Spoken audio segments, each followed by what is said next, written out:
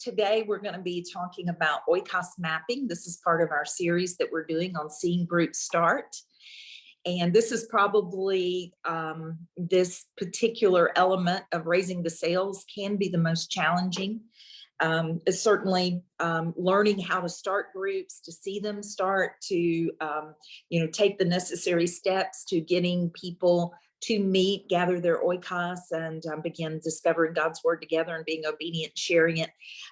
This part can be very challenging, a lot of little, twists and turns in this, and a lot for all of us to learn as we're going through this. But today we're going to be talking about Oikos mapping, because Oikos mapping in itself does not start a group, but it leads to group starting. And this is an important part of us finding people who are willing to start groups, and really challenging our own thinking about who are the people that we're going to be working with to see groups start. So we're going to just explore this for a bit. And let me just say to you, if you don't have some paper and a pen or writing utensil, something to write with, just take a moment, grab some, because we're going to actually just stop and give you a few minutes to actually do some of this while we're together. So it's kind of an activity that we're going to be doing together. So go ahead, grab something if you don't have anything, and we'll put that,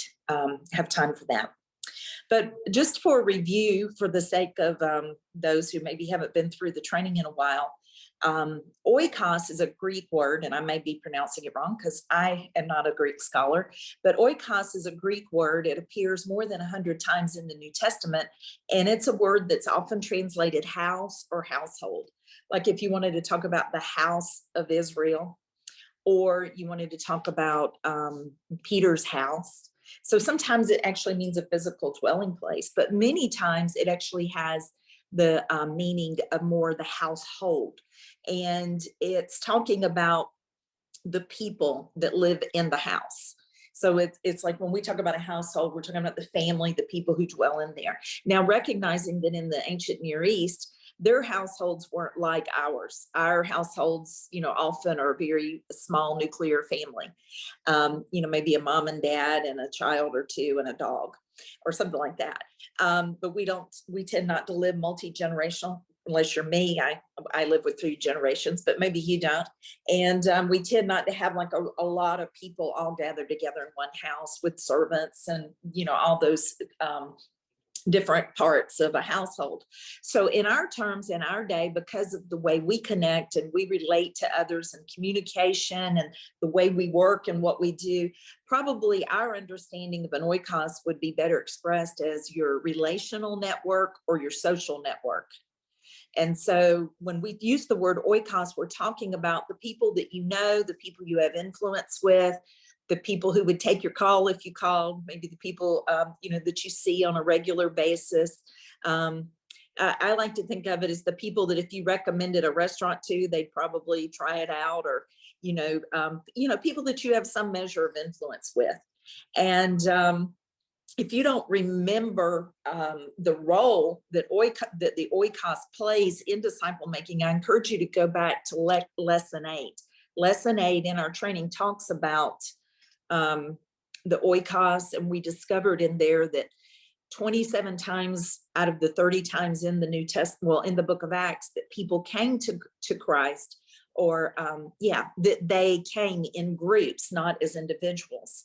And we discovered in that study, what part of that study, that we are to be reaching groups, and in the plan of God is that we reach groups of people, not just individuals. And so when we talk about the oikos, it's really a big, it's a big part, plays a big role in disciple making, particularly in seeing disciples multiplied. And so when that's what we're talking about today. Now, several years ago, I read a study that said on average, the average American has a social network of about 150 people.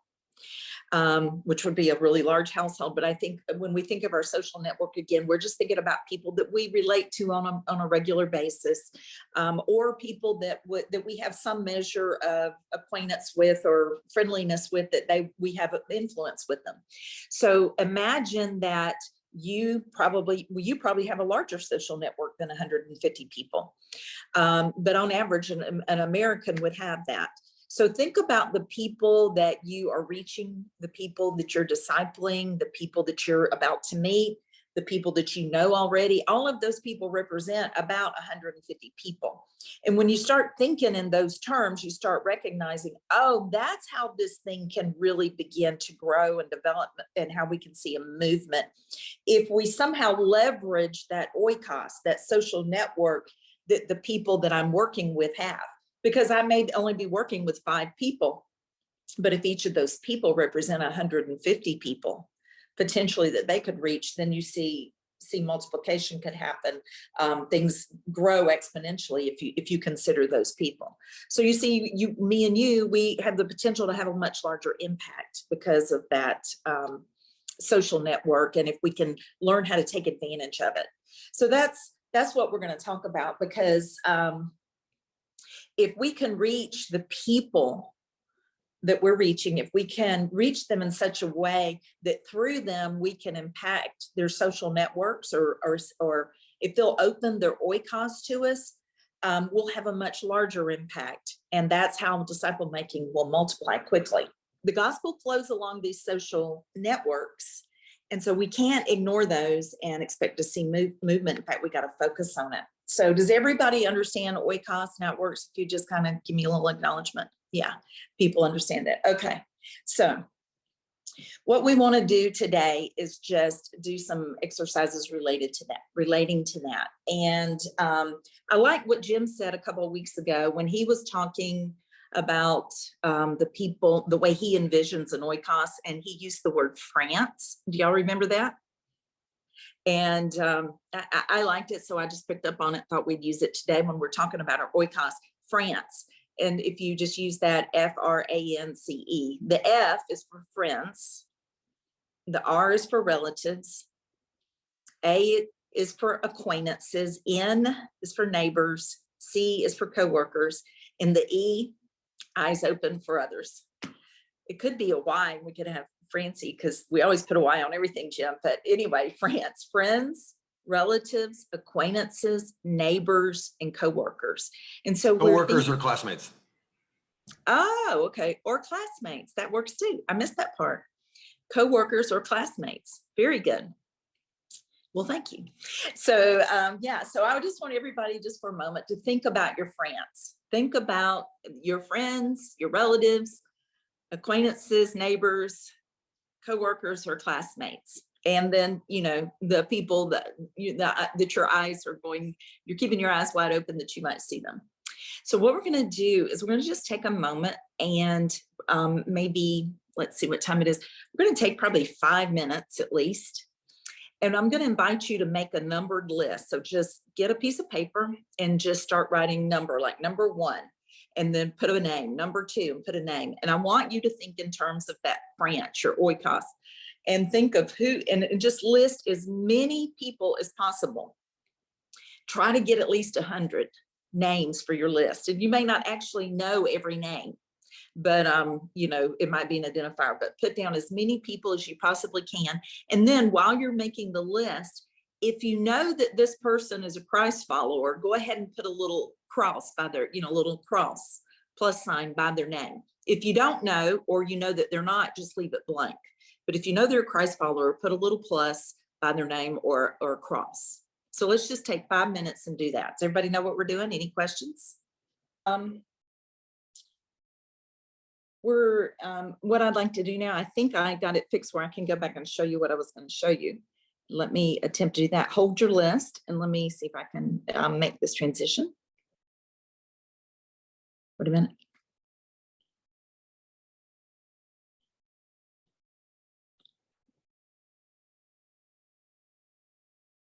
Okay. Okay, I'm screen sharing and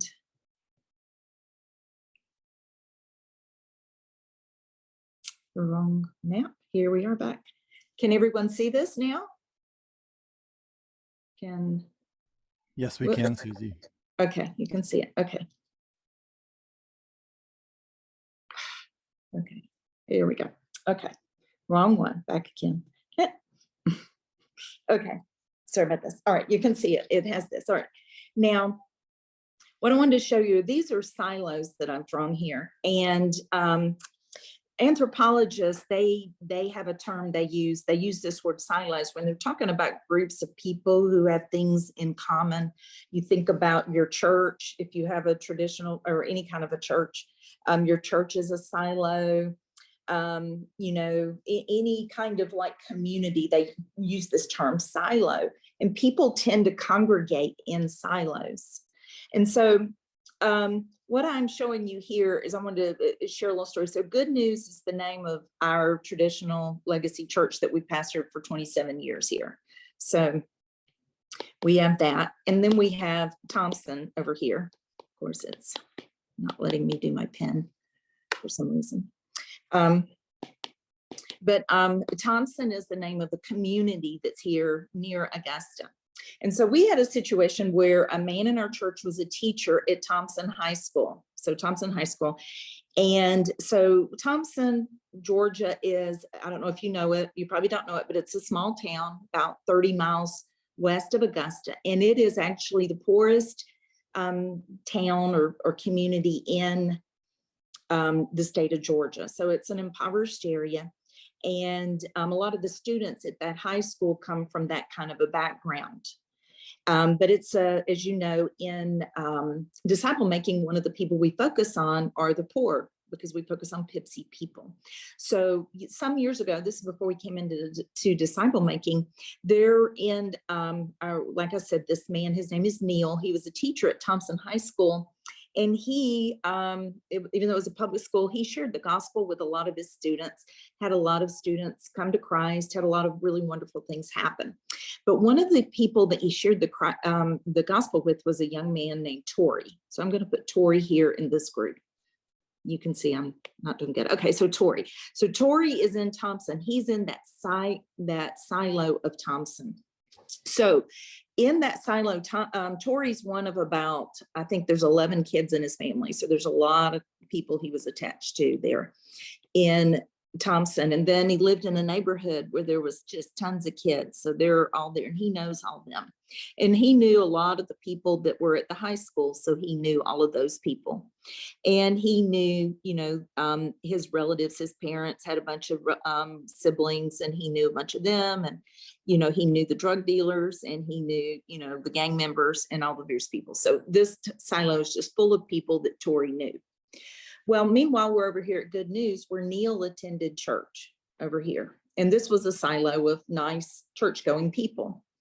Well, under the way that we used to do church and ministry, our idea would be that we would, if Tori came to Christ, and particularly if he's under bad influence and in a bad area, what we needed to do was to take Tori out of there, and we needed to bring him over among the nice people of Good News and transfer him to our silo with all the nice people that were over here. And so that's what we did.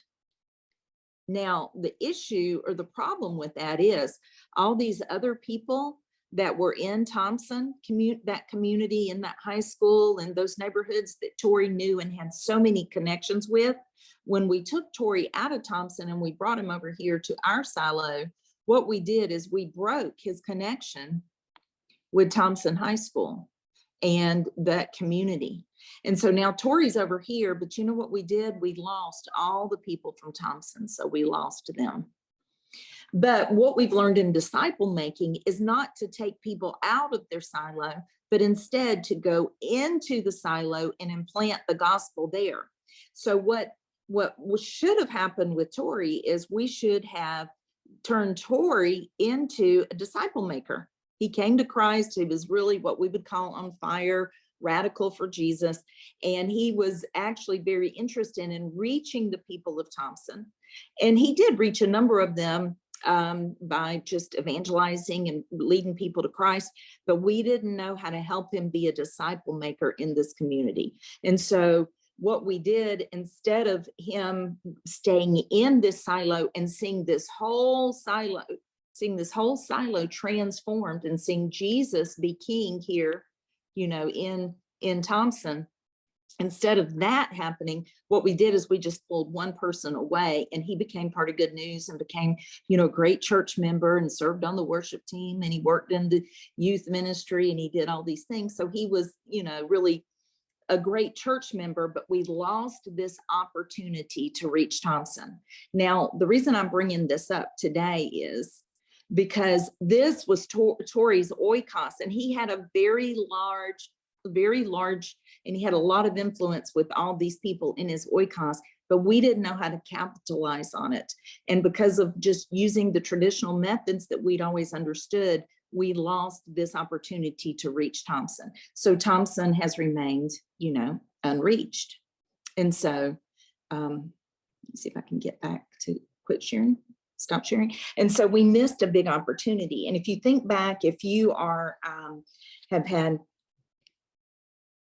if you've had done things, traditionally, you understand what I was talking about getting him out of that silo, bringing him over there to us, and, helping him to form a new community within this traditional church community.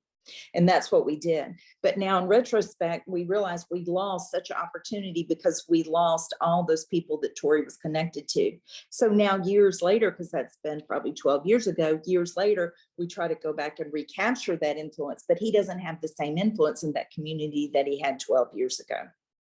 So for me, when I came into this whole journey of DMM, one of the things that compelled us to come into this was the lament that we have over all the people that we've lost over the years because we didn't quite know how to reach them. So what we've learned to do now is to implant the gospel into a community instead of removing people from their community.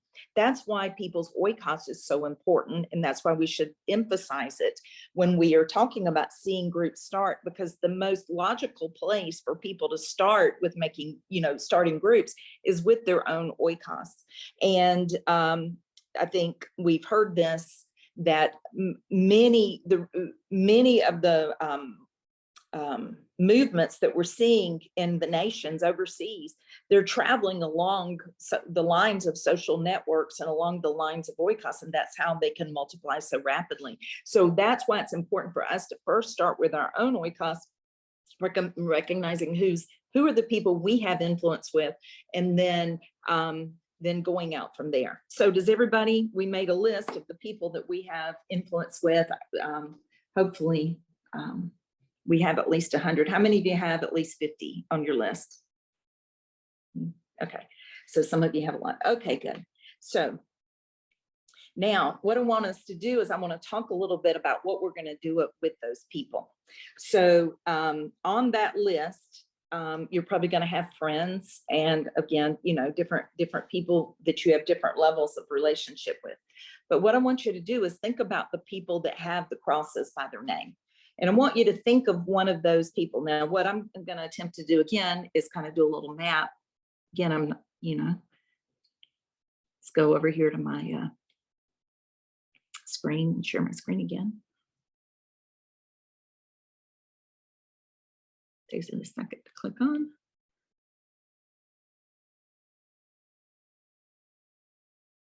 Okay, there we go, screen sharing. I'm going to erase this. I don't know if I can erase very quickly. Anyway, not quite sure how to clear it out. If I was Brent, I'd know exactly how to do this, but since I'm not Brent and I'm Susie, it's not going to go so fast. But what I'm going to do is I'm going to just show you what we can do with the power. I'm sure there's a way to do this super fast that I'm not thinking of at the moment, but I'm just trying to get rid of some of this. All right, so now what I want to show you is this. My brother Timmy is on my list. I actually have 4 brothers. You may not know that, but I'm the only girl and I have 4 brothers. And one of my older brothers, his name is Tim. I call him Timmy because, we grew up together and that's what we call him when we were kids. Okay, so now my brother Timmy, I'm going to put him in the middle here, if it'll let me. Yes, Tim. My brother Tim, he is following Jesus. Now, is he following Jesus and doing disciple making? No.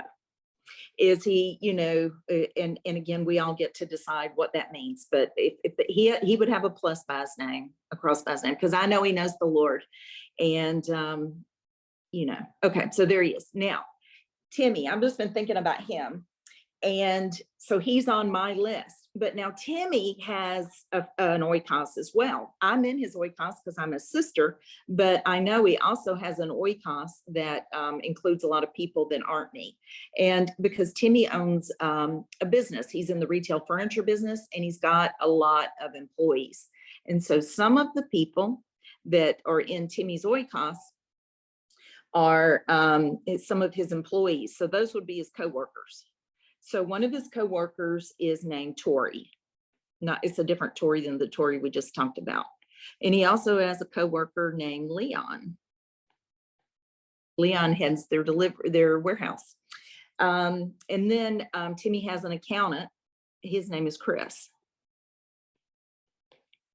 Now, I don't know a lot about all of Timmy's employees, but I know these three. And I know that Chris down here, I know Chris is an atheist. And I know Leon because Leon has, I've actually spent a good bit of time with Leon. And I've even had spiritual conversations with Leon. And I know that Leon used to, when he was a kid, was raised in church, but he wants nothing to do with church now. So I know Leon because I've spent time with him. And Tori, I've heard them talk about her a lot. And I'm not really sure where she is with the Lord. It's kind of like, I don't really know. But these are some of his coworkers. Now, Timmy also has friends. He's got Brian and Debbie. And Brian and Debbie, I don't really know their spiritual condition. And then he's got a bunch of other friends. He's got a friend named Ray who owns a seafood restaurant that Timmy goes to a lot. And then Timmy's married to a girl named Deb. They don't have any children, but Deb grew up Catholic. She knows the Lord, but Deb has a family. She's got a sister and a niece, and her sister and her niece are both married. So there's Deb's relatives I'm putting there. So he's got all of them. So on Deb's side. And then Timmy works out every week at the gym with a trainer. I don't know his trainer's name, but that's one of his acquaintances. So he's got him. So I was just thinking about my brother Timmy's Oikos. That's his trainer. And then Timmy has neighbors. I don't know his neighbors very well. I don't go to his house much. He mostly comes to my house, but I know he's got a neighbor who has a boat. So boat guy. So I'm just kind of doing Timmy's little Oikos map here.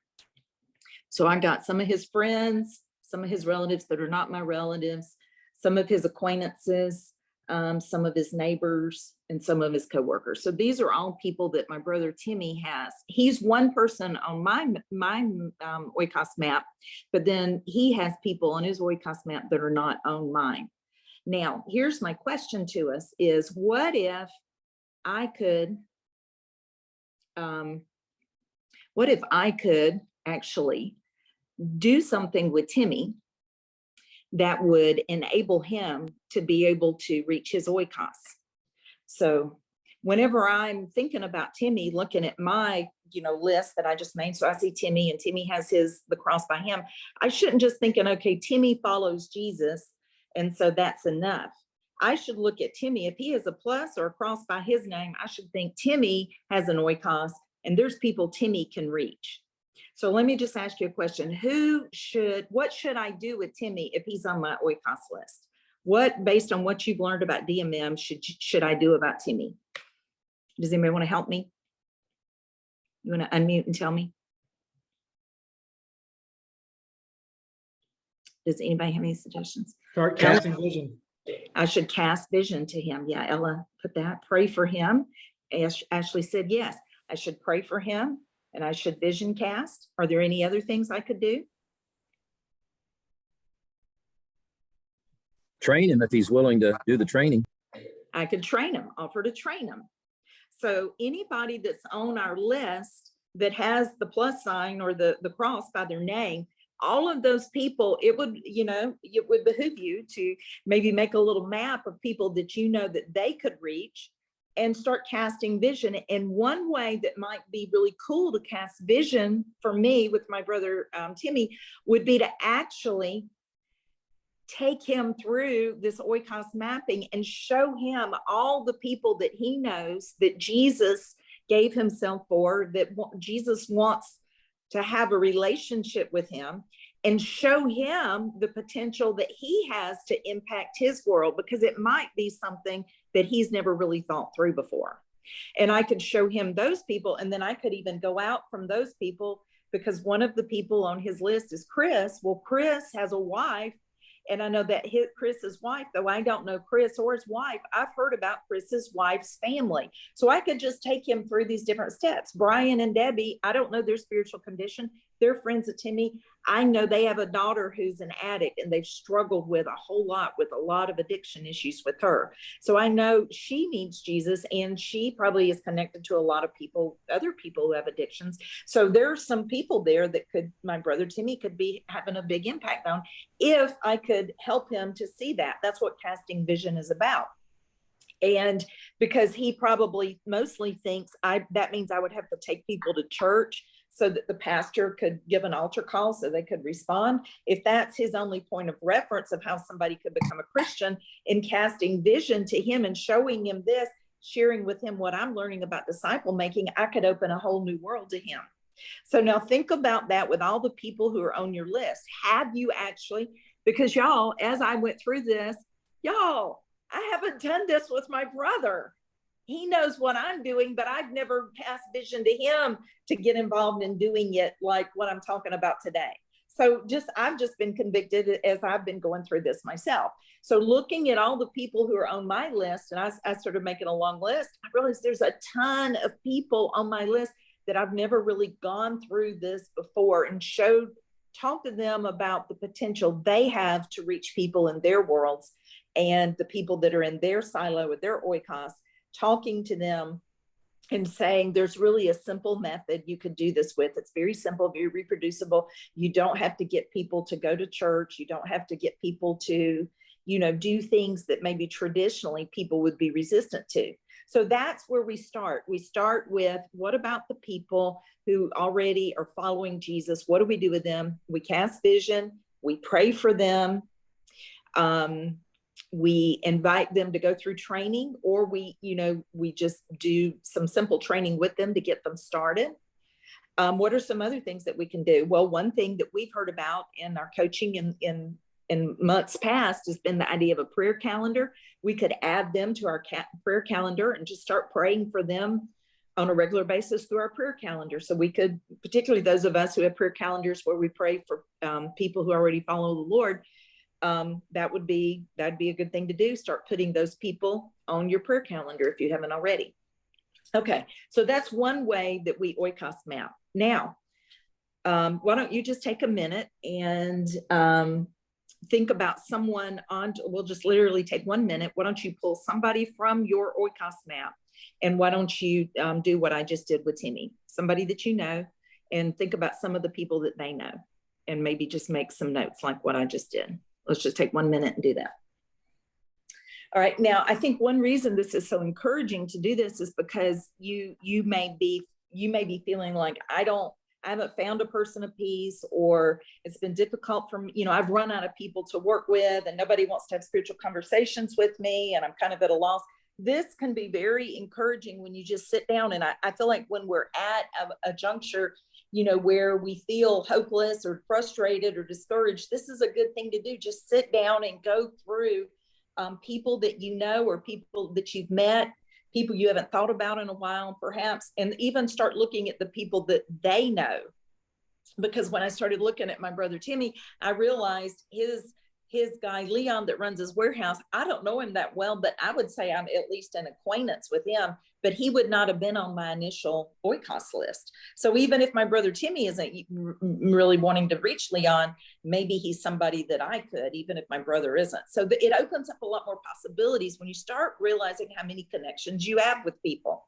So that's why this to me is a very encouraging exercise.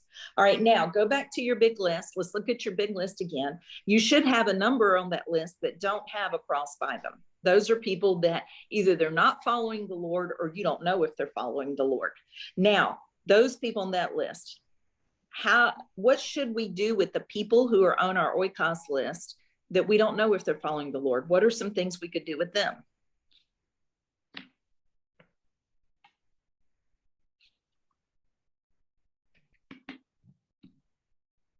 Well, obviously pray daily, potentially invite them into a discovery, Absolutely. We could pray for them. We could make may have a special prayer list where we're praying through these people and praying over these people. Yes, and then we could, as Brent's saying, we could invite them into a discovery, a discovery study.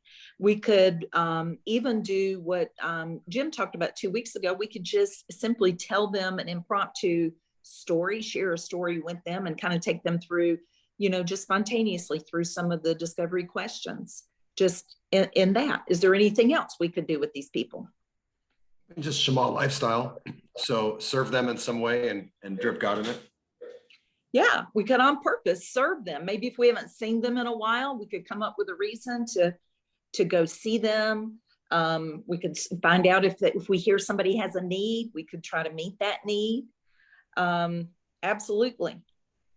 We could, one thing that we've had suggested here at times is just to go through your contact list and text people that you haven't talked to in a while or seen in a while. Just start a text conversation with people. I last week was looking back through my contacts for something, and I came across the name of a lady that her daughter went with my son to the prom 8 years ago. And I haven't talked to this lady in 8 years, just had very little interaction with her 8 years ago. But I remembered that 8 years ago, around that time of the prom, her husband was really sick and he ended up passing away. And I had sent her some condolences right after that. So I just texted her just out of the blue. I said, you may not remember me. Here's who I am. And I was just thinking about you today. And I'm just wondering how you are.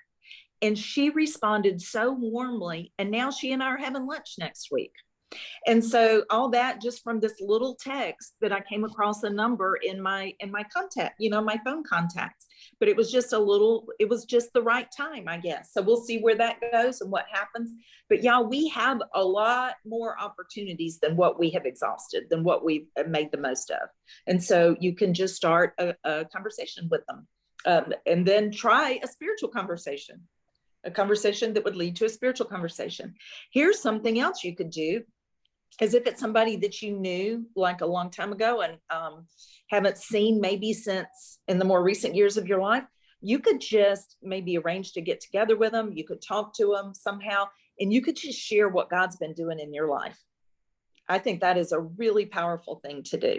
Just share with somebody what God's been doing in your life. We had a situation, one of the guys I work with here, his name is Frank. Frank, we were talking one day, and Frank, remembered the guy was the best man in his wedding, and he hadn't talked to him in like 13 years. And Frank just texted the guy. Frank ended up having a conversation with the guy and said, hey, the guy you know from that you were his best man, that guy died. And I'm a new man now. And he's just started sharing really what Jesus has done in his life. And he's had begun this whole relationship with this guy who he hadn't known and spoken to in 13 years.